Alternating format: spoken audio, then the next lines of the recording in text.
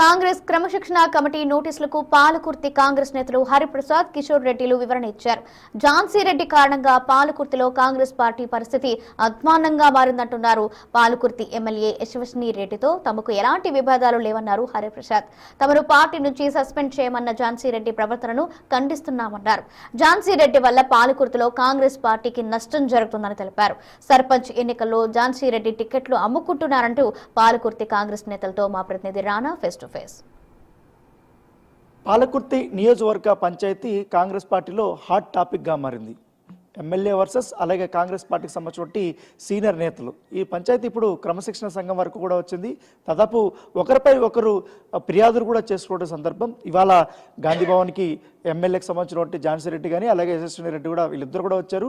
ఎవరైతే మా కోసం రెబల్గా పనిచేస్తున్నారు, మాకు వ్యతిరేకంగా పార్టీ కార్యక్రమాలు కూడా నిర్వహిస్తున్నారంటూ కూడా హరిప్రసాద్ మీద అలాగే సీనియర్ నేతను బట్టి ఇటు కిషోర్ రెడ్డి పైన కూడా కంప్లైంట్ ఇచ్చిన నేపథ్యంలో వాళ్ళిద్దరిని కూడా పార్టీ నుంచి సస్పెండ్ చేయమనేసి కూడా ఇటు క్రమశిక్షణ చైర్మన్ అయినటువంటి మల్లురవిని యశస్విని రెడ్డి కోరడం. తర్వాత పార్టీలో మేము మొదటి నుంచి కూడా పార్టీ బలోపేతం కోసం పనిచేసాం, ఎందుకంటే పార్టీని అధికారంలోకి తీసుకురావడం కోసం, దాంతోపాటు అక్కడ ఉన్నటువంటి స్థానిక ఎమ్మెల్యేని గెలిపించుకోవడం కోసం అహర్నిశలో మేము కష్టపడితే కొత్తగా ఇతర పార్టీ నుంచి వచ్చినటువంటి వారికి అందరికీ కూడా అందలం ఎక్కిస్తున్నారంటూ కూడా అక్కడ కాంగ్రెస్ పార్టీ కోసం వ్యతిరేకంగా పనిచేస్తున్న వారిని ఎంకరేజ్ చేస్తున్నారంటూ కూడా ఇటు కిషోర్ రెడ్డి కానీ అటు హరిప్రసాద్ కానీ యశస్విని రెడ్డి పైన ఝాన్సీ రెడ్డి పైన కంప్లైంట్ చేసిన నేపథ్యం కనపడుతుంది. సో ఇరువురు కంప్లైంట్ల మధ్య ఈరోజు విచారణ జరిగింది. సో మొత్తం వివాదం అంతా సమస్యలో కూడా చర్యలు తీసుకుంటామని కూడా ఒక పక్క మల్లురావు చెప్తున్న నేపథ్యంలో అసలు ఈ పంచాయతీ ఎక్కడి నుంచి స్టార్ట్ అయింది, అసలు ఏంటిది అనేది మనతో పాటు మాట్లాడడానికి పాలకుర్తి నియోజకవర్గం సంబంధించినటువంటి కాంగ్రెస్ పార్టీ సీనియర్ నేతలు హరిప్రసాద్ గారు అలాగే కిషోర్ రెడ్డి గారు ఉన్నారు. ఒకసారి అడుగుదాం సార్. పాలకుర్తి నియోజకవర్గంలో గతంలో జరిగినటువంటి సాధారణ ఎన్నికల్లో ఈ సీటు గెలవడం అనేది రాష్ట్ర వ్యాప్తంగా ఒక హాట్ టాపిక్గా మారింది.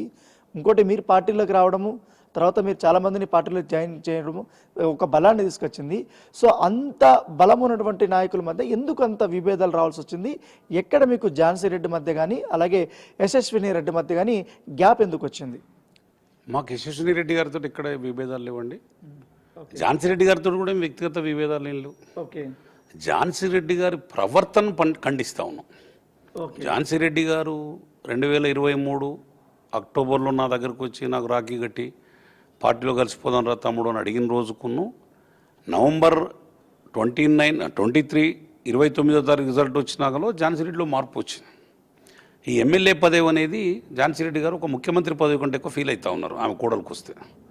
ఝాన్సీ రెడ్డి గారికి సిటిజన్షిప్ రాలేదు, రాకపోతే యశస్విని రెడ్డి గారికి ఇచ్చారు, వారు చెప్పినట్టు పనిచేసినాం. మేము ఝాన్సీ రెడ్డి గారిని కూడా చూసేదే. మా నాయకుడు ముఖ్యమంత్రి రేవంత్ రెడ్డి గారు ఆనాడు పిసిసి ప్రెసిడెంట్, వారి నాయకత్వంలో పనిచేయాలన్న నాయకత్వంతో నేను ముందు వచ్చిన. నేను జాయిన్ అయింది కూడా రేవంత్ రెడ్డి గారి దగ్గర జాయిన్ అయ్యాను, ఝాన్సీ రెడ్డి దగ్గర జాయిన్ కాలే. మా కిషోర్ రెడ్డి గారు జాయిన్ అయ్యాను ఎంపీ ఎలక్షన్లో, వీరు వచ్చింది. నేను మొదటి నుంచి కూడా రేవంత్ రెడ్డి గారు అంటే నాకు కొద్దిగా వ్యక్తిగా అభిమానం. అంటే తెలుగుదేశంలో ఉన్నప్పుడు చూశాను, నేను దయాకర్రావు గారితో ఉన్నప్పుడు చూశాను. రేవంత్ రెడ్డి గారు అంటే వారికి ఒక పర్సనల్ క్రేజీ ఉన్నది, ప్రతి కాన్స్టిట్యున్సీలో క్రేజీ వచ్చింది. వారు పీసీసీ ప్రెసిడెంట్గా ఎన్నో కష్ట నష్టాలు వచ్చింది ఈ పార్టీని కాపాడడానికి, వాళ్ళ అధికారం తేవడానికి. Credit goes to Revanth Reddy గారు. ఏంటి పాలకుర్తి నియోజకవర్గంలో ఎక్కడ మీ మధ్య అంత విభేదాలు రావడానికి, అసలు మిమ్మల్ని పూర్తిగా పక్కన పెట్టేయండి అని క్రమశిక్షణ సంఘానికి కూడా ఫిర్యాదు చేయడానికి అంత కారణాలు ఏమై ఉంటాయి? అంటే రెండండి. ఝాన్సీ రెడ్డి గారు 1000 కోట్లున్నాయి, లక్షల కోట్లున్నాయని కాన్స్టిట్యున్సీకి వచ్చాను. వచ్చిన తర్వాత కొన్నిట్లో మేము క్వశ్చన్ చేయాల్సి వచ్చింది. అమ్మ, మిమ్మల్ని మీద ప్రజలు బాగా ఆశ పెట్టుకున్నారు, మీకోసం ప్రజలు ఆలోచిస్తూ ఉన్నారు, మరి వచ్చే సంవత్సరం గడిచిపోతూ ఉన్నది, మరి ప్రజల్లో ఆశలు సన్నగిల్లిపోతూ ఉన్నాయి. రాబోయే రోజుల్లో మరి రేవంత్ రెడ్డి గారి నాయకత్వంలో మీకు సిటిజన్షిప్ లేకపోయినా మిమ్మల్ని ప్రజలు ఆదరిస్తూ ఉన్నారు. మీరు అమెరికన్ సిటిజన్ అయినా ఇండియన్ సిటిజన్ కంటే ఎక్కువ మీకు ఆదరించారు. మరి అటువంటి వ్యక్తి మీరు ఈరోజు రేవంత్ రెడ్డి గారు పరువు తీస్తూ ఉన్నారమ్మా, మీరు మాట పోగొట్టుకుంటూ ఉన్నారు. చాలా ప్రామిసులు చేసినాం ప్రజలకు, మనం ప్రభుత్వ పథకాలను కూడా ప్రజలకు తీసుకుపోవాలండి. తీసుకుపోకుంటూ కొన్ని పనులు రేవంత్ రెడ్డి గారికి కలిసినాం. మేము ఫస్ట్ గెలవగానే 2 నెలలకు కలిసినాం. రేవంత్ రెడ్డి గారు ఒక సలహా ఇచ్చిండ్రు, నేనే కలిసిన వారు ఎంబడి పోయి. అయ్యా ఇట్లా సంగతి అంటే రేవంత్ రెడ్డి గారు ఒక మాట అన్నాడు, అమ్మ నీకు 1000 కోట్లు నేను చెప్పినావు కదా తల్లి, ఒక 10 ఎకరాల జాగ నీ తొర్రూరులో కొనిస్తే అన్ని హాస్పిటళ్ళు ఆఫీసులు అన్నీ నేను అక్కడే కట్టిస్తా. మేము జాగ కొనిచ్చి పైసలు ఇచ్చే పరిస్థితిలో ప్రభుత్వం లేదు, కేసీఆర్ గారు అప్పులపాలు చేసిపోయిన తల్లి, ఒక్కసారి నేను 1000-2000 కోట్లు ఇవ్వలేను, నువ్వు అన్ని డిపార్ట్మెంట్లో ఒక ప్రాజెక్ట్ రిపోర్ట్ తయారు చేసుకో, తాపకు ఒక ప్రాజెక్ట్ రిపోర్ట్ నాకు ఒప్పచెప్పు, తాపకు 100 కోట్లు ఇస్తా. పాలకుర్తి నియోజకవర్గం అనేది దయాకర్ రావు పంచాయతీరాజ్ మంత్రి ఉండి 5000 కోట్లు తెచ్చిండం. నేనే చెప్పిన రేవంత్ రెడ్డి గారికి, సార్ గతంలో మంత్రి 5000 కోట్లు తెచ్చిండు, ఆయనను ఓడించి ప్రజలు వీరి మీద బాగా ఆశలు పెట్టుకున్నారు, వీరు 1000 కోట్లనే మీరు చెప్పిండ్రు, మీ మాటను వారి మాటను నమ్మి వారికి భారీ మెజార్టీ ఇచ్చిండ్రు, అటువంటి వాళ్ళని కాపాడుకోవాల్సిన అవసరం ఉన్నది అని చెప్పినాం. ఎవరైతే ప్రజల అవసరాలను ఎక్కడైతే ఖర్చు పెట్టమని ఏదైనా మాట్లాడినామనుకోండి, అప్పటి నుంచి ఆ మనిషి దూరం. డబ్బు విషయం మాట్లాడద్దు, తనకు డబ్బు వచ్చే విషయం మాట్లాడాలి. ఖర్చు అయ్యే విషయం మాట్లాడితే హరిప్రసాద్ మీద నిందగాల్సి మీద వేస్తుంది. హరిప్రసాద్ దయాకర్రావు కోవట్టు, హరిప్రసాదరావు బీజేపీ కోవట్టు, ఇట్లా మనం డబ్బు ఖర్చు పెట్టమంటే. మనం డబ్బు విషయం మాట్లాడకుండా మేడం మీకు అక్కడ ఒక 50 కోట్లు వస్తాయి, ఇంకా క్వారీని మీరు కబ్జా చేయండి అని సలహా ఇచ్చిన ఫస్ట్ ముందు పెద్ద పీటేసి మనం కూర్చోబెట్టి మనం తిండి తినిపించి తీసుకొని పోతుంది కార్లో, ఎందుకంటే అది ఇన్కమ్ వచ్చేది. మరి మేము ఇన్కమ్ వచ్చేది చెప్పట్లేదు, నీ దగ్గర కోట్లే అని చెప్పి నేను ప్రజల్లో గెలిపించినాం కదా, మేము మైక్ పట్టుకొని తిరిగినోని కదా, బోని మొత్తుకున్నా కదా ప్రజలలో పోయి, అమ్మాయి 1000 కోట్లయి తినడానికి ఎవరు లేరు, తినటోళ్ళు లేడు, రాజేంద్ర రెడ్డి ఇంకా 1000 కోట్లు సంపాదిస్తాడు, మీకు డబ్బు బాగున్నది ప్రజలారా ఆలోచించండి అంటే ప్రజలు నమ్మారు. మనం పిల్లల స్కాలర్షిప్ ఫీజులు కడతానన్నాం, పేద పిల్లల్ని అమెరికా తీసుకుపోతానన్నాం, స్కూల్లో విద్యార్థులకు ఊళ్ళల్లో పేదవాళ్ళకి లేని వాళ్ళకి ఇండ్లు కట్టిస్తానన్నాం, చాలా ప్రామిసులు చేసినాం. వీటన్నిటిని మర్చిపోతున్నాం అమ్మా అన్నాం. గుర్తూరులో నువ్వు ఒక పెద్ద కంపెనీ పెడతా, అమెరికా నుంచి కంపెనీ పెట్టి నేను ఒక 1000 మందికి ఉద్యోగాలు ఇప్పిస్తా అన్నావు. జనవరి నువ్వు గెలిచిన 2 నెలలకు శంకుస్థాపన చేస్తే ఇప్పటి వరకు తట్టడి మట్టిది ఏవైతేవమ్మా. ఇది ప్రజల్లో వ్యతిరేకత అంటే హరిప్రసాద్ పనికిరాడు. ఏంటి ఇప్పుడు మున్సిపల్ ఎలక్షన్స్లో కూడా ఆమెకు వ్యతిరేకంగా పనిచేశారనేసి కూడా చెప్తున్నారు. ఒకటండి, మున్సిపాలిటీ ఎలక్షన్లో మేము ఒకటే ఏఐసీ క్రమశిక్షణ సంఘం అధ్యక్షుల వారు రవి గారికి, మల్లు రవి గారికి మేము విన్నవించుకున్నది ఏంటంటే, సార్ వారు ఎవరి క్యాండిడేట్లు పెట్టిండ్రు, క్యాండిడేట్ బ్యాక్గ్రౌండ్ ఏంది, నువ్వు పెట్టిన క్యాండిడేట్లు ఎవరైనా 2023 ఎలక్షన్లో నీకు పనిచేసిన వాళ్ళు ఎంతమంది ఉన్నారు, వాళ్ళ క్యారెక్టర్ ఏంది, వాళ్ళు 2023 ఎమ్మెల్యే ఎలక్షన్లో నీకు పనిచేయలే, 2024 పార్లమెంట్ ఎలక్షన్లో కడియం కావ్య గారికి పనిచేయలే, ఒక కడియం కావ్య మీద నిలబడ్డ వ్యక్తిని నువ్వు కౌన్సిలర్కి ఇస్తావు, నిన్ను ఓడియడానికి కోసం 50 లక్షలు ఖర్చు పెట్టుకున్న వ్యక్తికి 10-11 వార్డుల నువ్వు కౌన్సిలర్కి ఇస్తావు. ఇట్లా నువ్వు అన్ని డబ్బులకు అమ్ముకున్నావు, దాన్ని మేము ఓర్చుకోలే. గ్రామ పంచాయతీ ఎలక్షన్లో మా ఊర్లలో మేము ఒక స్థాయి లీడర్లు అండి, 30 ఏళ్ళు రాజకీయం చేస్తాను, మా ఊర్లలో మాకు వ్యతిరేక క్యాండిడేట్లు పెడతాయి, మా ఊర్లలోకి వచ్చి మమ్మల్ని లంగలు దొంగలు మీ గడియలు పడకూడతాం, మీ ఈపులు వల్ల కొడతామని మాట్లాడతావా? అప్పటికి కూడా రేవంత్ రెడ్డి గారు మోహన్ చూసుకున్నాం. మేము ఒక ముఖ్యమంత్రి గారు ఉన్నారు, ఇది ఒక అధికార పార్టీ, మేము ఎక్కడ తొందరపడ్డా కూడా రేపు మమ్మల్ని పిలిచి క్రమశిక్షణ సంఘం కానీ ముఖ్యమంత్రి గారు కూడా తిడతాడు మమ్మల్ని. వారి మీద గౌరవంతో నీకు ఇప్పటివరకు నేను ఓపిక పట్టినాం ఝాన్సీ రెడ్డి గారు. అదే అడుగుతున్నాను, ఎందుకంటే పాలకుర్తి నియోజకవర్గంలో దయాకర్ రావు అంటే రాజకీయ చాలా పెద్ద వ్యక్తి, ఎందుకంటే వరుసగా గెలుచుకుంటూ వచ్చాడు. అలాంటి ఆయన దగ్గర మీరున్నారు, అప్పుడు ఆయన కాదనుకుని పెద్ద ఎత్తున సర్పంచులు కాంగ్రెస్ పార్టీలోకి తీసుకొని వచ్చారు. అంత బలంగా ఉన్నటువంటి మిమ్మల్ని పక్కన పెట్టేసి మిమ్మల్ని ఇట్లా వేరే వాళ్ళతో తిట్టించడము అనేది ఎట్లా చూస్తారు మీరు? అయితే మడిపల్లి గ్రామ పంచాయతీ ఎలక్షన్లో రిజల్ట్ వచ్చింది. ఆ వేదిక మీద ఏం చెప్పినంటే కాన్స్టెన్సీ రీఆర్గనైజేషన్ అవుతానే, తొరూరు కాన్స్టెన్సీ కాబోతా ఉన్నది, మహిళా రిజర్వేషన్ అయిద్దని ఒక వాయిస్ మాకు తెలిసింది. తెలిసిన తర్వాత మేము ఎంతసేపు మందికి జీతాలు చేయమండి, ఎంతసేపు మందికి కావాలి కాయం, మంది సద్దులు మోయం, మాలో డిగ్రీలు ఉన్నారు, సంస్కారం ఉన్నారు, వారి మేడం డిగ్రీ చదువుకున్నది. ఆ వేదిక ద్వారా నేను రామసాయం విజయారెడ్డి గారు ఎమ్మెల్యే అవకాశం దొరుకుతుంది మీ ఊరికి, మహిళా రిజర్వేషన్ అయితే ఉన్నదన్న. క్యాండిడేట్ పెట్టేటప్పుడు తొరూరు టౌన్లో క్యాండిడేట్లు అమ్ముకున్నావు నువ్వు, 3 విద్యా సంస్థలకు అమ్మినావు, 2 వ్యాపారస్తులకు అమ్మినావు, 5 టిక్కెట్లు కౌన్సిలర్లు బయట పార్టీ నుంచి వచ్చిన వాళ్ళకి, ఎంపీ ఎలక్షన్లు ఆయనకు వచ్చిన వాళ్ళకి ఇచ్చినావు. నీ దగ్గర 1000 కోట్లు నేను చెప్పినవే, ఒక్క మున్సిపల్ చైర్మన్ 2 కోట్లకు అమ్ముకున్నావు. పాపం ఏమి తెలియని అమాయకురాలు ఎంపీ గారు కావ్య గారు, వారి నోటీసులు కూడా తెలియదు, వారికి కూడా పైసలు ఇచ్చినామని మార్కెట్లో బదనాం చేసినావు ఝాన్సీ రెడ్డి గారు. వారు శ్రీహరి గారి మీద మచ్చ లేదు వారి 40 ఏళ్ల చరిత్రలో. నేను వారి దగ్గర తిరిగినోని, వారంటే నాకు తెలుసు. కడియం శ్రీహరి గారిని కూడా నువ్వు బదనాం చేసినావు, ఎంపీ ఫండ్స్లో దోసుకున్నావు. ఎంపీ ఫండ్స్ తెచ్చుకొని నువ్వు సొసైటీ నీ ట్రస్ట్ నుంచి పని చేస్తున్నా అని చెప్పి ఎంపీ ఫండ్స్ తోటి నువ్వు డ్రా చేసుకున్నావు.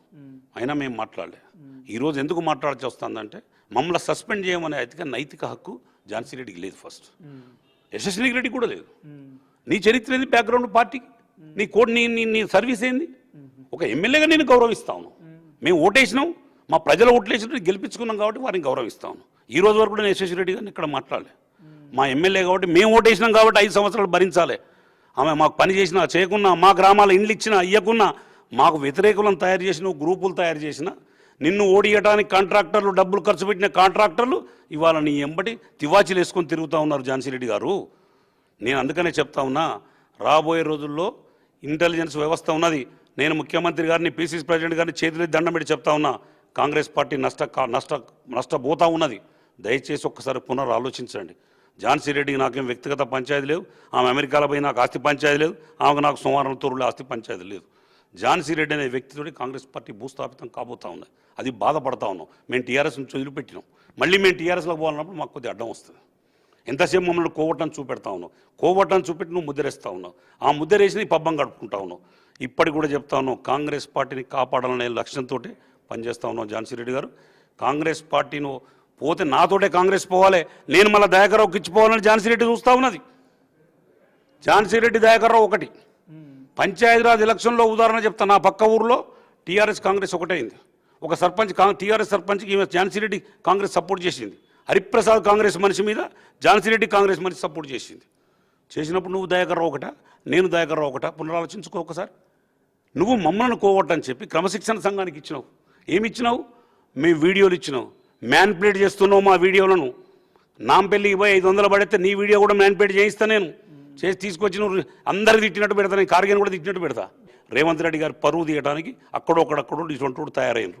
ఇటువంటి ఎన్ఆర్ఐలు వచ్చి ఆనాడు పాపం పెద్ద మనిషి రేవంత్ రెడ్డి గారు ఈమె వస్తే ఈమె పాలకృతని చెప్పుకుంటున్నది, దయాకర్రావును ఓడితానికి పనుకుతుందని చెప్పి పెట్టిండు. కానీ ఇంత అధ్వానంగా ఈమె కాంగ్రెస్ పార్టీకి నష్టం చేస్తుందని కూడా రేవంత్ రెడ్డి గారు ఆ రోజే బంధు పెట్టు. ఇటువంటి వ్యక్తి రేవంత్ రెడ్డి గారు పరువు తీసి ఏమనంటే రేవంత్ రెడ్డి గారి పేరు చెప్తా ఉన్నది. కాన్స్టిట్యున్సీకి పోయినా, జిల్లాకు పోయినా, ఆఫీసర్ల దగ్గరికి పోయినా నేను రేవంత్ రెడ్డి గారి మనిషి అండి అంటది. మరి మేమందరం ఎవరు మనసులో అండి? అందరం రేవంత్ రెడ్డి గారు కప్పితే వచ్చిన వాళ్ళం, రేవంత్ రెడ్డి గారు ముఖ్యమంత్రి చేయాలని వచ్చిన వాళ్ళం కదా. నువ్వు ఒక్కదాని మీద రేవంత్ రెడ్డి మనిషి కాదు కదా, మేము కూడా రేవంత్ రెడ్డి మనసులోమే కదా. కాబట్టి ఒక్కసారి ఆలోచించాలి. నేను ఇప్పటికి కూడా చెప్తున్నా, నీలో మార్పు రావాలి. మార్చుకో యశస్వి రెడ్డి గారు. మీరంటే గౌరవం ఉన్నది, ఎమ్మెల్యేగా మీకు ఓటేసినాం, నాకు హక్కున్నది. కిషోర్ రెడ్డి గారు లేకపోవచ్చు కానీ నాకు హక్కున్నది. నీ గురించి 30 మంది సర్పంచ్తో జాయిన్ అయినా, నీ కోసం దయాకర్రావును చెండాడినా. ఇవాళ ఆ చెండాడిన కాబట్టి నీ మీద హక్కు ఉన్నది, నీ కోట్లతో గెలిపించిన కాబట్టి నేను అందుకోసం నేను ఎక్కువ విమర్శించట్లేదు. నువ్వు కూడా ఆలోచించమ్మా ఎమ్మెల్యే గారు, పునరాలోచించుకొని పార్టీని కాపాడండి. మీతో పాటే పార్టీతో పాటు మీరు కాదు. మీరు పోతున్నారంటే పార్టీని క్లోజ్ చేయాలన్న ఆలోచనతో క్లోజ్ చేసి మీరు అమెరికా పోవాలన్న ఆలోచన ఉన్నట్టు నాకు తెలుస్తూ ఉన్నది. ఇప్పుడు హరిప్రసాద్ గారికి ఏ రకమైనటువంటి ఇబ్బందులు వచ్చాయో ఇప్పుడు మీరు కూడా అదే ఇబ్బందులు ఎదుర్కొంటున్నారా? ఇప్పుడు ఏకంగా ఇవాళ గాంధీ భవన్కి వచ్చారు ఝాన్సీ రెడ్డి గారు కానీ యశస్వి రెడ్డి కానీ, కిషన్ రెడ్డిని సస్పెండ్ చేయండి అంటున్నారు. గాంధీ భవన్లో పెద్దలు డాక్టర్ మల్లురావు గారు సీనియర్ మోస్ట్ లీడర్, వారు డిసిప్లినరీ కమిటీ చైర్మన్, వారు మాకు పిలిచి షోకాస్ ఇచ్చారు. ఇస్తే దానికి నేను ఒక 9 పేజీల నివేదిక ఇచ్చాను లీగల్గా, ఒక్కొక్క పాయింట్ వైజ్గా ఇస్తే వారంతా చదువుకుని వారు లేదా ఈ స్టేజ్లో మీ అంత లీడర్లను సస్పెండ్ చేసుడు అనేది పార్టీకి నష్టమవుతుంది, మీకు సమన్వయకర్తగా కోఆర్డినేషన్ కమిటీ చేసి 2 గ్రూపులను కలుపుతారని ఆ రోజు పత్రికా ప్రకటన ఇవ్వటం కూడా జరిగింది. టీవీలో కూడా ఇచ్చిండు. ఇచ్చి ఎవరినో అవన్నీ కోఆర్డినేటర్గా వేశారు. మళ్ళా ఝాన్సీ రెడ్డి గారు పోయి మళ్ళీ మా ఎమ్మెల్యే గారు లేరు, మళ్ళీ ఒకసారి డేట్ పెట్టమంటే వాళ్ళు మళ్ళీ నిన్నను ఈరోజు 31 తారీఖున డేట్ పెట్టారు. దాని మీద మళ్ళీ ఏదో ప్రెస్ నోట్ ఇచ్చినట్టు, దాని మీద మేము ఇంకా చూడలేదు. చూసినాక మళ్ళీ డాక్టర్ మల్లురావు గారిని కలుస్తాం. కలిసి మళ్ళీ ఒక నివేదిక ఇచ్చేది ఉన్నది. పిసిసి ప్రెసిడెంట్ గారికి నిన్ననే ఇచ్చాము.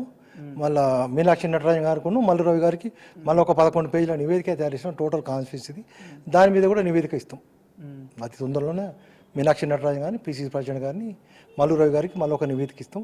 మేము కలిసి చూస్తానికి ఏం లేదు, పార్టీ కోసం ఎవరికైనా ఒక 2 మెట్లు దిగుతాం. ఆమె 1 మెట్టు దిగితే మేము 3 మెట్లు దిగుతానికి సిద్ధం ఉన్నాం. మాకు ఎటువంటి పంచాయతీ లేదు. ఎమ్మెల్యే గారి ఆధ్వర్యంలో, ఎమ్మెల్యే గారి నాయకత్వంలో పనిచేస్తాం. ఆమె ఝాన్సీ రెడ్డి గారు కొద్దిగా పెద్ద మనసుతోని పక్కకు తప్పుకొని ఆ ఎమ్మెల్యే అయిన కోడలు గారికి, ఎందుకంటే వచ్చే ఎన్నికల్లో కాంగ్రెస్ పార్టీ చాలా ప్రతిష్టాత్మకంగా తీసుకుంది. వచ్చే ఎన్నికలే కాదు, వచ్చే ఎన్నికల్లో కూడా నేనే ముఖ్యమంత్రిగా ఉంటాననేసి కూడా రేవంత్ రెడ్డి గారు ఘంటాపథంగా చెప్తున్నారు. ఈ సమయంలో పాలకుర్తి లాంటి నియోజకవర్గంలో ఇలాంటి వర్గ విభేదాలు రావడం వల్ల అనేది పార్టీకి నష్టం. కాబట్టి ఇప్పుడు ఏంటి, క్రమశిక్షణ సంఘం చైర్మన్ ఇప్పుడు మల్లురావు కూడా మీతో కూర్చోబెట్టి మాట్లాడుతున్నారు. ఒకవేళ కూర్చోబెట్టి మాట్లాడితే మీరు సమస్యలు పరిష్కరించుకునే అవకాశం ఉంటుందా? తప్పకుండా పరిష్కరించుకుంటామండి. కాంగ్రెస్ నష్టం చేయాలనుకున్నప్పుడు మేము పరిష్కరించుకోం. కాంగ్రెస్కు లాభం జరగాలి, కాంగ్రెస్ను కాపాడుకోవాలన్నప్పుడు మల్లు రవి గారు ఏదైతే చెప్తే మల్లురవి గారు పిసిసి ప్రెసిడెంట్ గారు కనుక పిలిచి అరే బాబు మీ తప్పు సరి చేసుకోండి చెప్పి మాకు కలిపి ప్రయత్నం చేయాలి. ఎంతసేపు ఆమె ఈగోయిజం దగ్గర పనిచేయండి ఆమె అన్నట్టు మాట్లాడండి అంటే పడలేం కదండి. మాకు చీమనెత్తులు ఉన్నది, మేము 30 నుంచి రాజకీయాల్లో ఉన్న వ్యక్తులం. మాకు రేవంత్ రెడ్డి గారు కావాలి. ఝాన్సీ రెడ్డి అనేది ఇంతవరకు సిటిజన్షిప్ లేదు, ఉంటే ఉండొచ్చు రేపు పోవచ్చు. ఆమె కోసం కాంగ్రెస్ పార్టీ పోదు కదా. గత 40 ఏళ్ళ నుంచి కాంగ్రెస్ పార్టీ పాలకుర్తి 5-10 వేల ఓట్లతో ఓడిపోకుంటూ వచ్చింది. ఆనాడు ఝాన్సీ రెడ్డి లేదే, ఈ ఝాన్సీ రెడ్డితో వచ్చిందా కాంగ్రెస్ పార్టీ? ఏమన్నా కవిత పెట్టినట్టు సొంత పార్టీ? ఇది ఒక జాతీయ పార్టీ. ఆ పార్టీలో అందరం ఉంటాం, అందరం చేస్తాం, పనిచేస్తాం, కాంగ్రెస్ పార్టీని కాపాడుకుంటాం. రేవంత్ రెడ్డి నాయకత్వంతో మళ్ళీ రేవంత్ రెడ్డి గారిని ముఖ్యమంత్రి చూడాలనేది మా కోరిక. వారి నాయకత్వంలో పనిచేయాలనే ఆలోచనతో ఉన్నాం.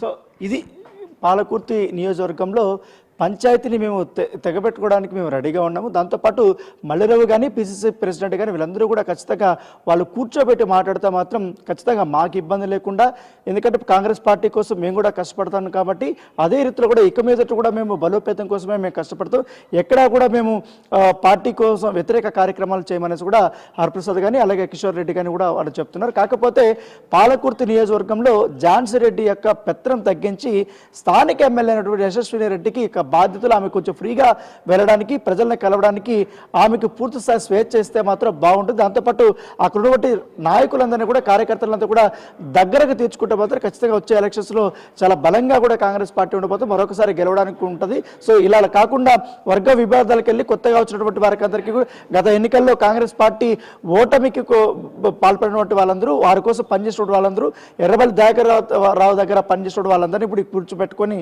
వాళ్ళకందరికీ కూడా పదవులు ఇస్తున్నారు. సో అది పద్ధతి కాదు, మమ్మల్ని కన్సిడర్ చేయాలి, పార్టీ బలోపేతం కోసం మమ్మల్ని పూర్తి స్థాయిలో వాడుకోవాలని కూడా హరిప్రసాద్ కానీ కిషోర్ రెడ్డి వారు వాపోతున్నారు. ఖచ్చితంగా ఇటు క్రమశిక్షణ సంఘం ఏ నిర్ణయం తీసుకున్నా మేము దానికి సిద్ధంగా ఉన్నామంటూ కూడా వారు మరొకసారి చెప్పడం జరిగింది.